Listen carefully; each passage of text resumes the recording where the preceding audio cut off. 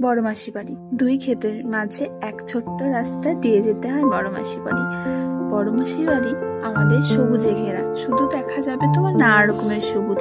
সবুজের মাঝে একটা রয়েছে ছোট্ট বাজার, সেই ছোট্ট বাজারের মাঝেই আছে আমার বড় মাসি বাড়ি। তারপর দেখা পাবে তুমি এক বাঁশ ক্ষেত, বাঁশ ভরা সেই ক্ষেত। এই বাঁশ ক্ষেত শুধু এখানে সবারই নয়, এখানে আমার মাসিরও রয়েছে বাঁশের বাগান। তারপর চলে গিয়েছিলাম আমরা এই ধানের ক্ষেতে।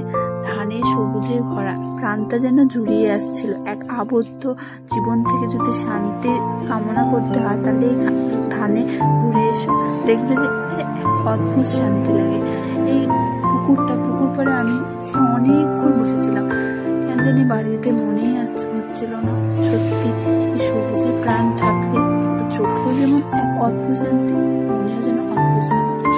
তারপর চলে গেছিলাম এই তাঁতের কারখানা না, কুটির শিল্প বাড়িতে ছিল, যেখানে পুরনো সিনেমার মতো দেখাচ্ছে।